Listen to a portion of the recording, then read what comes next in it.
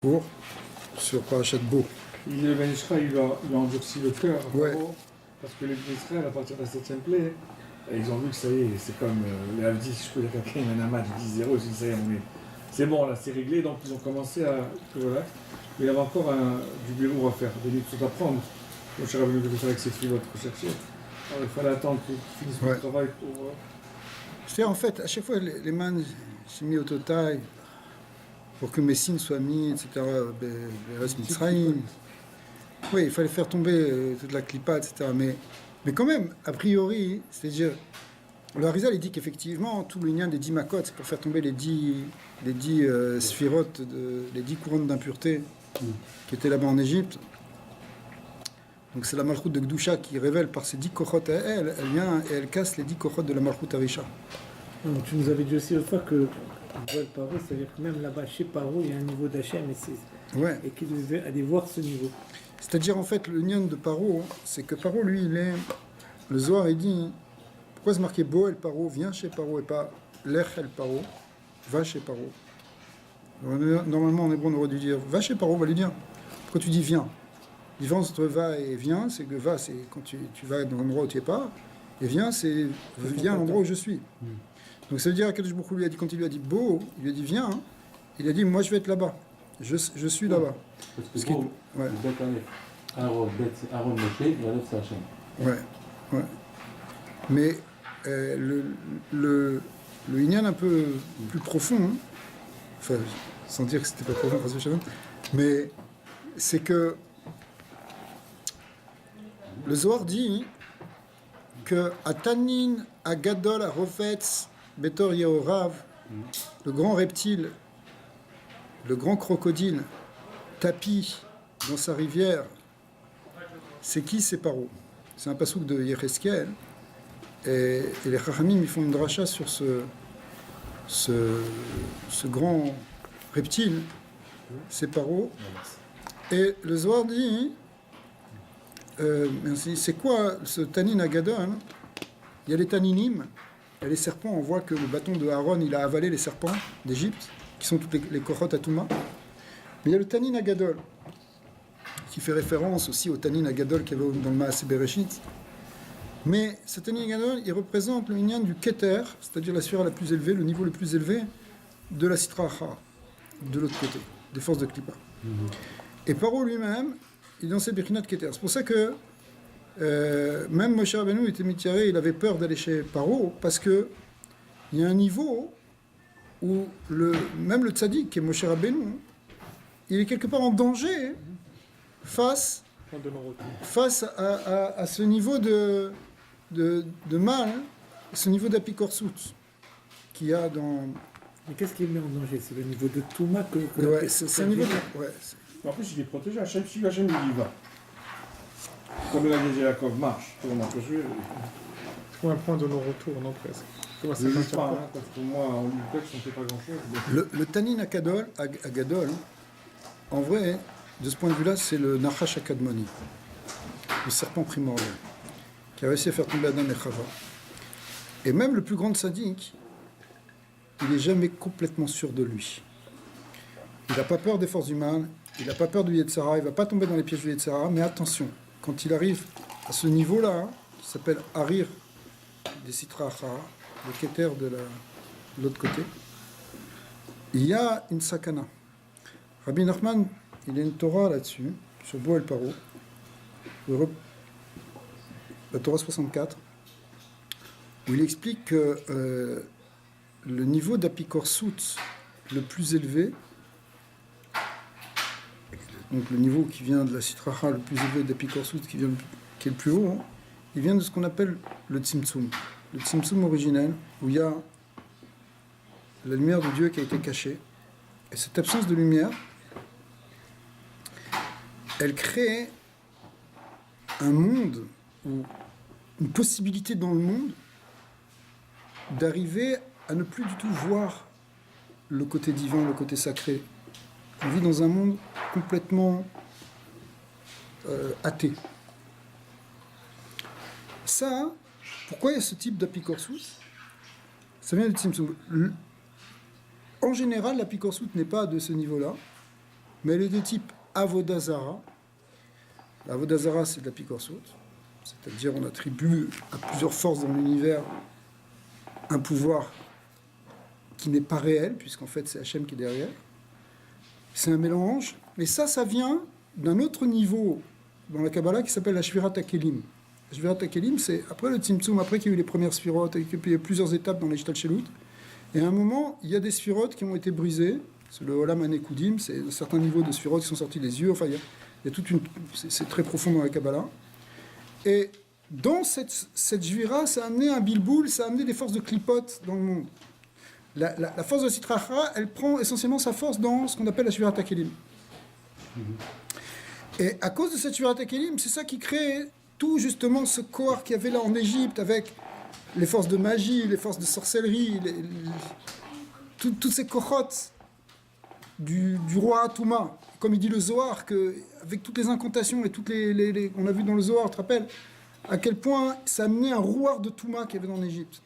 Mais ça vient de ce corps de la Sitracha, de la Shvirat HaKelim.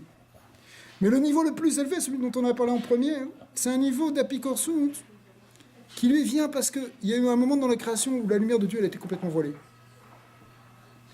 Ça, c'est au moment du Tzimtzum. Parce qu'après, il y a le caf qui redescend, il y a de la lumière qui revient à peu près, mais il y a aussi le shoresh, si vous voulez, d'arriver à une apikorsut qui nie complètement même l'existence de Dieu. Parce que dans la Vodazara, les idolâtres sont modés qu'il y a aussi un Dieu suprême au-dessus de leur Dieu. Elakad et Elakaya. Il y a le Dieu des dieux. Mais dans l'apikorsut de type Tzimtzum, il n'y a plus de Dieu, Chas v'Shalom. Il n'y a plus rien. Alors, quand Rabbi Nachman, il dit, quand quelqu'un il est dans le niveau d'apikorsut classique, celui d'Avodazara, et des philosophies, etc., comme ça, on peut discuter, on peut faire des tikkunim, on peut lui montrer que ça c'est faux, dans la Shvirat HaKelim, tu peux réparer par le sechel. Tu peux dire, regarde, je comprends, tu te prosternes devant telle idole, tu crois qu'il y a un deuxième Dieu, tu crois, etc. Je vais te montrer, c'est pas possible. Je peux te montrer de manière métaphysique le principe de l'unité. C'est ce qu'Avram a fait à son père. Voilà, par exemple, Avram Avinu qui casse les idoles. D'accord ? Alors bien sûr, il y a une grosse force d'opposition. Il était dans un monde très apikoros, Avram Avinu. Donc il y a tout qui allait contre lui. Mais il y a une possibilité. Tu peux convaincre des gens, tu peux faire des élèves avec ça. En effet, Shacharasu Becharan. Aval, dans le niveau d'apikorsut qui est beaucoup plus profond, là, tu peux plus parler à la personne, te dit Rabbeinu. Tu peux plus parler. Tu peux plus parler hein, parce que le gars, il est dans un doute tellement grand. Un doute, ça veut dire une telle absence de Emouna que par le secret, tu peux pas le toucher. Le gars, il est tellement apikoros, il n'y a pas de tfissa.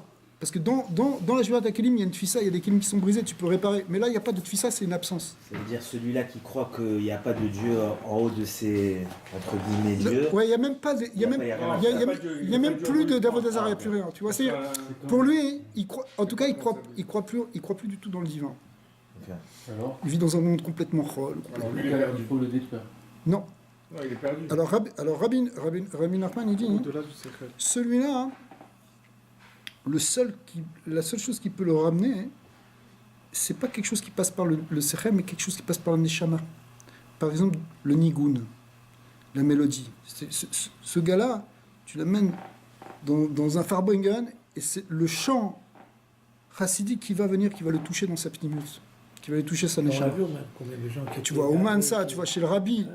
Tu as des gens qui allaient chez le rabbi, ou même maintenant, c'est la même chose en vrai. Ils voyaient le rabbi, ils entendaient un truc, ils ne comprenaient rien, c'était en yiddish, il y avait une ambiance, plac, la clipa du cœur, elle part. Tu lui as rien expliqué, tu lui as rien dit, il n'a rien compris, mais il sait qu'il a touché une nekuda de Emet. Et c'est quand tu as touché cette nekuda de Emet, là, tu as de la lumière qui revient, qui rejaillit. Et là, après, tu peux reconstruire.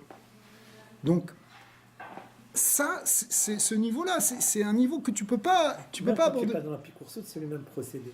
Voilà. Alors, tu mets de la teshuva, c'est la même chose. Alors, maintenant, cette apikorsut-là, très élevée, en fait, du côté négatif, c'est pas qu'elle n'a pas de philosophie, elle a une marchava.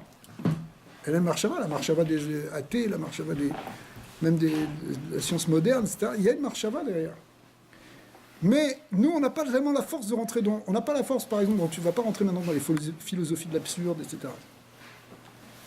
Tu ne peux pas rentrer dans ces philosophies-là. Sauf le tzaddik, qui est Bechinat Moshe Rabbeinu. Lui, il peut faire des birourim à ce niveau-là. De la génération, le tzaddik. Voilà, Moshe Rabbeinu, le Bechinat Moshe Rabbeinu. Lui, il peut rentrer. Hein. Et c'est pour ça que Moshe, il devait aller chez Paro, parce que Paro, lui, il est dans ce niveau-là. C'est la négation pure. Il dit Mi Hachem. Qui est Hachem? Tu ne connais pas Hachem? Mais là-bas, le tzaddik, il n'est pas très à l'aise, quoi. Mais non, il y a une sakana. Même ça, c'est une sakana. Il y a quand même une sakana. Mais pourtant, il avait des sorciers, Paro. Mais c'était l'autre niveau, je suis attaqué. Les sorciers. Quand tu as l'opposé, c'est que quand il y a pile, il y a face. Donc Non, mais les sorciers, les sorciers, en vrai, dès la troisième Maca, ils étaient terminés. Dès qu'on est arrivé à la Maca des Kinim, la vermine, ils n'arrivaient pas. Rachid, il dit pourquoi, hein, il ramène les Khazal qui disent que la machine, elle peut pas faire quelque chose, elle peut pas fabriquer quelque chose qui est plus petit qu'un grain d'orge. D'ailleurs, le grain d'orge, il représente dans la Kabbalah, hein, d'abord le pshat, ça veut dire quelque chose qui est très petit, ça touche pas le côté, ils ont des limites, ils peuvent pas toucher l'infiniment petit. Okay. Mais l'orge, il y a deux types de grains qui sont symboliques dans les mesures, dans la Gemara ou dans le Zohar. C'est les grains de blé et les grains d'orge. Ouais. Et l'orge, il représente la Gvura. Le blé, c'est le chesed, c'est le chassadim. Et l'orge, lui, c'est... Le seor, c'est une lien de Gvura. C'est-à-dire que, c'est pour ça, ça veut dire, il y a un point ici que eux, ils pensent qu'ils sont maîtres, des kochot, ils ont la force, mais le chorège de la Gvura divine, qui est représenté par ce grain d'orge, quand ils arrivent à cette Nekuda-là, ils ne peuvent pas toucher. Il y a un point qu'Hachem, quand ils arrivent, il y a un niveau de limite de toutes les forces intermédiaires, toutes ces forces de magie, de sorcellerie, elles sont toujours limitées. Elles ont une limite, qui est l'écran de la Gdusha. Le grain d'orge, il représente les Gvurot de Gdusha. C'est pour ça que ça fait partie des fruits d'Israël aussi, qui est une lien de Gdusha. Et les 7 minimes, c'est bientôt Tibishvat, Shva minimes, ils correspondent aux 7 sphirotes inférieures. C'est-à-dire que le blé, c'est Chesed, et le seor, c'est Gvura. Après, les autres, ils sont distribués aussi dans les sphirotes. C'est incroyable, parce que même en science, il y a un moment où ça devient infiniment petit, au niveau des enzymes, de certaines protéines et tout, la médecine, elle peut rien. Il y a des maladies dégénératives métaboliques, comme le Fabry, ou des maladies enzymatiques, comme l'albinisme et tout ça, ils n'arrivent pas, ils ne peuvent pas guérir. Ben justement, c'est relié à ce truc infiniment petit. En tout cas, pour l'instant, on ne peut pas le faire. Mais... C'est incroyable, ça rejoint même ça. Ouais, parce que c'est possible que ça puisse changer encore, Bezat Hashem. Parce que la science n'est pas mauvaise en tant que telle. Le problème, c'est ce qu'on en fait. Même la magie, ça va paraître bizarre ce que je dis, mais même toutes ces forces de magie, d'astrologie, d'alchimie qui étaient là dans l'Antiquité, elles ne sont pas négatives dans leur essence. Le problème, c'est quand elles viennent, c'est ça, dans leur application, comment elles sont appliquées pour le pouvoir, etc. Parce que les Chachamim aussi, ils connaissaient ces choses-là, et ils savaient utiliser ces choses-là quand il fallait. Tu vois, dans la Gemara, il y a des... Le problème, c'est qu'après, en vrai, quelque part, il n'y a pas de Touma. Ça dépend comment... Le Korah Touma, il vient parce qu'on en fait de la Touma. Parce qu'on en fait quelque chose de négatif. Tout à la base, et Gdusha, ça devient la Touma, ou est-ce qu'il y a une partie Touma qui est déjà faite là? Mais, dans l'absolu, il n'y a pas de Touma, mais dans le Maasé, il y a des forces d'obscurité, il y a des forces négatives. Alors, question pour vous. Quand ils étaient au Gan Eden, il y avait un crash où ils étaient le premier Talmud qui était là, le serpent en tant que tel, Est-ce que Paro, il a eu toute cette force parce que peut-être là-bas au paradis, il n'a pas pu le... J'ai l'impression que ce qui s'est passé au Gan Eden avec Adam et Chava, ça a été limité quand, parce que du coup, il a dit qu'est-ce qui se passe ici. Il a commis de l'ordre, il a maudit le serpent, il a mis chacun son ce qu'il va faire. Et là, Paro, il est venu, il a représenté toutes ses forces. Et ma deuxième question par rapport à ça, est-ce que dans les époques après subséquentes jusqu'à notre ère à nous, est-ce qu'il y a eu un retour de ces forces aussi puissantes que ça, ou jamais aussi grand que ce que Paro il représente, parce qu'on parle toujours de Israël par rapport à nous, comme maintenant le plus haut, quoi. Le corps de la plus grande clipa, il était en Égypte. Clairement. Donc Ouais, jamais on aura c'était- aussi grand que ça. Ouais, Presque à la 50e fois. ouais, c'était le... En fait, le rov des Birourim, l'essentiel des tikkunim qu'il y avait à faire, c'était en Mitzrayim. Après, il reste qu'un miout, qu'une minorité, qui a été fait après dans tous les autres exils. Mais c'est comme si tous les autres exils, même rassemblés les uns ensemble, ils égalent pas le Inyan de Mitzrayim. Mitzrayim, c'est vraiment le Shoresh, c'est la matrice de... C'est le Metzar, et c'est peut-être le plus grand empire... c'est un des plus grands empires qu'il y a jamais eu. En tout cas, c'est le plus grand empire dans lequel Israël a été exilé. Le Harizal dit que les étincelles de la Shvirat HaKelim, parce que quand il y a eu la brisure des vases dans le Olam HaNekudim, il y a eu 288 étincelles. Quand on parle de répar, une répar, ça veut dire 288, c'est évidemment une dimension symbolique, qui ont été dispersées justement dans la matière et dans les clipotes. Et le travail d'Israël, c'est de redresser, de réparer ces séphirotes, et donc de récupérer ces 288 étincelles qui se subdivisent après dans une multitude de sous-étincelles, mais il y a 288 étincelles mères ou majeures qu'il faut être métaken, qu'il faut réparer. Et en Mitzrayim, on a réparé 202. Il y a 202 étincelles qui ont été élevées et qui ont réintégré leur... et après, il n'en reste que 86. Gematria, ouais, Elohim. Alors, les 202, c'est Rav, c'est pour ça que ça vient de Erev Rav, il y a un remès dedans. Rav, ça fait dire 202. Mais après, il reste 86, Brinat Elohim, qui sont distribués, ou qu'on est Metaken, dans tous les autres galouyot, dans les Arba galouyot, qui sont Bavel, Paras Madain, Yavan et Edom. Et y compris, même ici, il y a des résidus d'étincelles. Aujourd'hui, d'après les Mekoubalim, d'après le Rabbi aussi, le tikkun a été fait. Les 288 ont été réparés. Maintenant, alors maintenant, on est prêt pour entrer dans les Géoula. On a commencé à rentrer dans les Géoula.